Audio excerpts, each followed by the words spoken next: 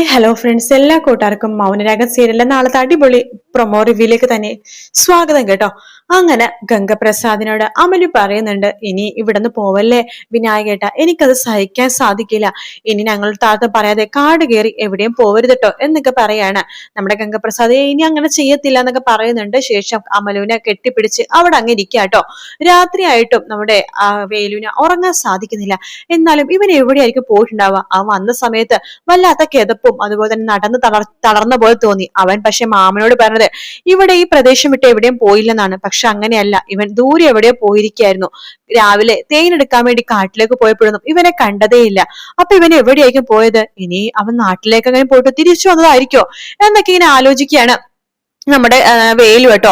ശേഷം വേലു നേരെ ഗംഗപ്രസാദിന്റെ റൂമിലേക്ക് പോകണ്ട്. ഗംഗയും ഉറങ്ങിയിട്ടൊന്നുമില്ല, ഓരോന്നൊക്കെ ആലോചിച്ചുകൊണ്ടിരിക്കുകയാണ്. ക്രിസ്മസ് പാപ്പനെ അന്വേഷിച്ച് അവരിപ്പോ നാട് മുഴുവൻ ചുറ്റുന്നുണ്ടാകും, പോലീസിൽ പരാതി പറഞ്ഞിട്ടുണ്ടാകും. അതുകൊണ്ട് തന്നെ ഇനിയിപ്പോ എന്തായാലും ആ വേഷത്തിൽ അവിടേക്ക് പോകാൻ സാധിക്കില്ല. നല്ലൊരു അവസരമായിരുന്നു പാഴാക്കി കളഞ്ഞത്. എന്ത് പറയാനാ, കറക്റ്റ് അതുങ്ങളുടെ കയ്യിൽ തോക്കുണ്ടാവണോ ഞാൻ ആലോചിക്കണമായിരുന്നു. ഒളിഞ്ഞിരുന്ന് മറിഞ്ഞിരുന്ന് കുത്തിയാ മതിയായിരുന്നു. ഇതിപ്പോ നല്ലൊരു അവസരം കളയുകയും ചെയ്തു. ഇനിയിപ്പോ എന്താ ചെയ്യുക? ഇനിയിപ്പോ എങ്ങനെയാ അവരുടെ അടുത്തേക്ക് ഇനി അടുത്ത വേഷത്തിൽ എത്തുക എന്നൊക്കെ ഇനി ആലോചിച്ചിട്ടിരിക്കുകയാണ് ഗംഗ. ആ സമയത്താണ് ആരോ വാതിലിൽ മുട്ടുന്നത് കേട്ടോ. അപ്പൊ ഗംഗ വാതിൽ തുറക്കുന്നുണ്ട്. അത് വേലു ആയിരിക്കും കേട്ടോ. എന്താടാ നീ ഇതുവരെ ഉറങ്ങിയില്ലേ എന്ന് ചോദിക്കുമ്പോ പിന്നെ നമ്മുടെ ഗംഗപ്രസാദ് മേലൊക്കെ വേദന എടുക്കുന്നു, അതുകൊണ്ടിട്ടാണെന്ന രീതിയിൽ ഇങ്ങനെ പറയുന്നുണ്ട്. എന്താ അവളെ വിളിക്കാനായിട്ടുള്ള പുതിയ അടവാണോടാ അല്ല എന്ന് പറയാണ്. നീ രാവിലെ ശരിക്കും എവിടെ പോയതായിരുന്നു? ഞാൻ ഇവിടെയൊക്കെ തന്നെ ഉണ്ടായിരുന്നു എന്ന് പറയാണ്. ഇല്ല, നീ കള്ളം പറയാണ്, നീ ഇവിടെയൊന്നും ഒന്നും ഉണ്ടായിരുന്നില്ല. ഞാൻ പിന്നെ അതിനെക്കുറിച്ചൊന്നും പറയാതിരുന്നതാണ്. നീ ഇവിടെയല്ല, പുറത്തെവിടെയോ പോയതാണ്. സത്യം പറ, നീ എവിടെ പോയതാണ് എന്ന് ചോദിക്കുകയാണ്. ഞാൻ ഇവിടെ തന്നെ ഉണ്ടായിരുന്നു എന്ന് വീണ്ടും വീണ്ടും ഗംഗപ്രസാദ് പറയാണ്. വേലു പറയണത്, നീ വലിയൊരു കള്ളനാണ്, പഠിച്ച കള്ളനാണ്. നീ എന്തൊക്കെയോ മറയ്ക്കുന്നുണ്ട്. നിന്റെ കണ്ണിലറിയാം നീ കാണിക്കുന്ന കള്ളത്തരോ നീ പറയുമ്പോൾ അതെല്ലാം നുണയാണെന്ന് നിന്റെ കണ്ണുകൾ പറയുന്നുണ്ട്. പക്ഷെ ഞാൻ പറഞ്ഞ ഇവിടെ ആരും വിശ്വസിക്കില്ലല്ലോ. നിന്നെയാണല്ലോ ഇവിടെയുള്ളവർക്കൊക്കെ വിശ്വാസം. ഞാൻ എന്തെങ്കിലും പറഞ്ഞേനാ അതെന്റെ അസൂയ കൊണ്ടാണെന്ന് അമലു പറയണത്. നിനക്കറിയാവോ, ഇവിടെ എത്രയോ നാട്ടിലുള്ള ആൾക്കാർ വരാറുണ്ടെന്നറിയാവോ? പക്ഷെ അവിടുത്തൊന്നും തോന്നാത്തൊരു അടുപ്പമാണ് അമലുവിന് നിന്റെ അടുത്ത് തോന്നിയത്. അമലു എന്റെ പെണ്ണായിരുന്നു. ഇനിയിപ്പോ എന്തായാലും എനിക്ക് അവളെ വേണ്ട. കാരണം മനസ്സിലൊരുത്തിനെ വെച്ചുകൊണ്ടിരിക്കുന്നവളെ എനിക്ക് ആവശ്യമില്ല. ഇത്രയും നാളിനെ അവളെ സ്നേഹിച്ചു, ഇനി എനിക്ക് അവളെ ആവശ്യമില്ല. പിന്നെ ഒരു കാര്യം എന്നോട് പറയണ്ട്, അവളെ പറ്റിച്ചും ചതിച്ചോട് പോവാന്നും നീ വിചാരിക്കണ്ട. അങ്ങനെ ചതിച്ചും പറ്റിച്ചും പോകുന്നവരെ ദൈവങ്ങൾ വെറുതെ വീടിലിട, പ്രത്യേകിച്ച് കാട്ടിലെ ദൈവങ്ങൾ നിന്നെ നരകിപ്പിച്ചിട്ട് അവരിവിടുന്ന് വിടുള്ളൂ എന്നൊക്കെ പറഞ്ഞിട്ട് വേലും അവിടുന്ന് പോവാട്ടോ. ആ സമയത്ത് ഗംഗപ്രസാദ് മനസ്സിൽ വിചാരിക്കണം, പിന്നെ ഇതിനേക്കാളൊക്കെ എത്രയോ പ്രാക്ക് കിട്ടിയതാണ് തനിക്ക്. എന്നിട്ട് ഒരു മുടിനാരിഴക്ക് പോലും ആ പ്രാക്കൊന്നും ഏറ്റില്ല. പിന്നെയല്ലേ ഈ കാട്ടാളന്റെ പ്രാക്ക് എന്നൊക്കെ പറഞ്ഞ രീതിയിൽ പുച്ഛിക്കുന്നുണ്ട് കേട്ടോ നമ്മുടെ ഗംഗപ്രസാദ്. അതേസമയം രാവിലെ തന്നെ കിരണിന്റെയും കല്യാണിന്റെ വീട്ടിലേക്ക് ലക്ഷ്മിയും അതുപോലെ തന്നെ കാർത്തികയും വരുന്നുണ്ട്.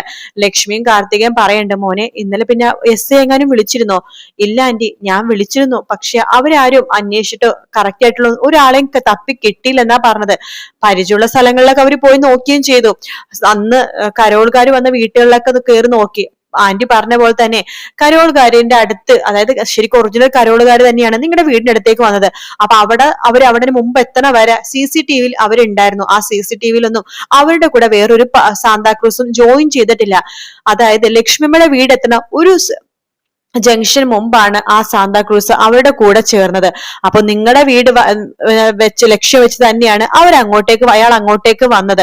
പക്ഷെ ഒരു CCTV-ലും അയാളുടെ മുഖം ദൃശ്യമല്ല. അയാള് മുഖംമൂടി വെച്ചിട്ട് തന്നെ ആയിരിക്കണം യാത്ര വന്നത് എന്ന് വേണം മനസ്സിലാക്കാനായിട്ട്. എന്നാലും ഇവനെ കൊണ്ട് ഭയങ്കര കഷ്ടമല്ല മോനെ, ഞങ്ങൾക്ക് ഇപ്പോഴും തോന്നുന്നത് അത് ഗംഗപ്രസാദ് തന്നെയാണെന്നാണ് എന്ന് ലക്ഷ്മിയമ്മ പറയുമ്പോഴേക്കും കാർത്തിക പറയണ്ട, അതെ അത് ഗംഗപ്രസാദ് തന്നെ ആവാനാണ് കിരണ ചാൻസ്. കാരണം അവന്റെ ഓരോരോ നീക്കങ്ങൾ ഞങ്ങൾക്ക് നന്നായിട്ട് അറിയാം. അവൻ മതില് ചാടുന്നതും അവൻ നിക്കണതും അവന് മുഖംമൂടി വെച്ചാൽ പോലും അവനാണോ ഇല്ലയോ എന്ന് ഞങ്ങൾക്ക് മനസ്സിലാക്കാൻ സാധിക്കും. അത് അവൻ തന്നെയാണ്, എനിക്കും അമ്മക്കോ അത്രയും ഉറപ്പുണ്ട് കിരണെ, അത് അവൻ തന്നെയാണ് എന്ന് പറയുമ്പോൾ കിരൺ പറയുന്നുണ്ട്, എന്റെ കാർത്തികെ, ലക്ഷ്മിയമ്മേ, നിങ്ങൾ വിചാരിക്കുന്ന പോലെ നല്ല ഗംഗപ്രസാദ് മരിച്ചു.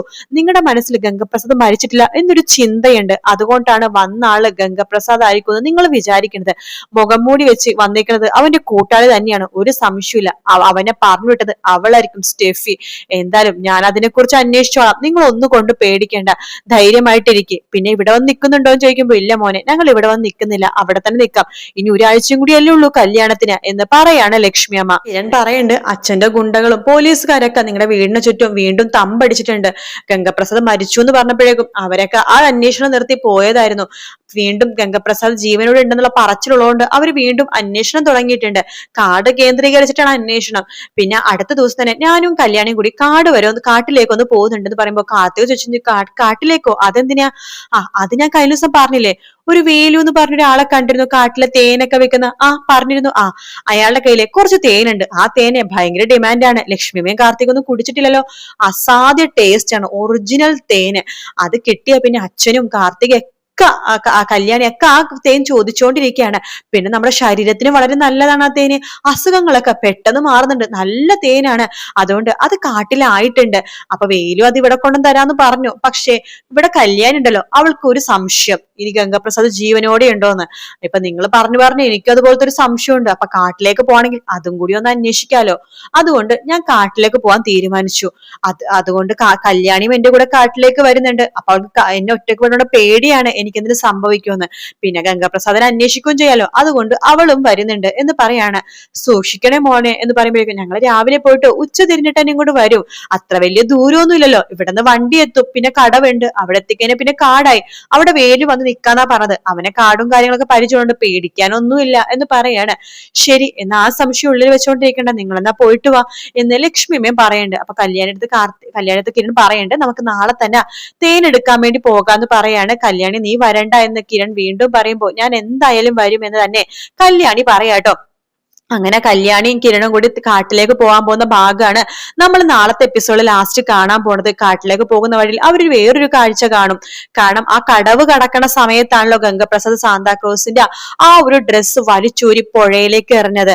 ആ ഡ്രസ്സ് ആയതുകൊണ്ട് തന്നെ അതിങ്ങനെ പൊങ്ങിക്കിടക്കുമല്ലോ, അത്ര വലിയ കനമൊന്നുമില്ലല്ലോ, പഞ്ഞു പോലത്തെ ഡ്രസ്സാണല്ലോ. അപ്പൊ അത് പൊങ്ങിക്കിടക്കുകയാണെങ്കിൽ തന്നെ തീർച്ചയായിട്ടും അത് കല്യാണി കിരണും കാണാൻ ചാൻസ് ഉണ്ട്. അപ്പൊ അതുകൊണ്ട് തന്നെ ആ പപ്പാനി വേഷിട്ട ആള് ഈ കടവ് കടന്നിട്ടുള്ള എന്തോ സംഭവം എന്ന് അവർക്ക് മനസ്സിലാവും. അപ്പൊ കടവ് കടന്ന് അപ്പുറത്തേക്ക് പോയിട്ടുണ്ടെങ്കിൽ ഇനി ഗംഗ തന്നെയാണോന്ന് കിരണിനും സംശയം വരും കേട്ടോ. അതുകൊണ്ട് തന്നെ അവർ അന്വേഷണം കാട്ടിലേക്ക് തന്നെ ഇതാക്കാണ്. പിന്നെ അവരെ സഹായിക്കുന്നത് ഈ വേലു തന്നെയാണ് കേട്ടോ.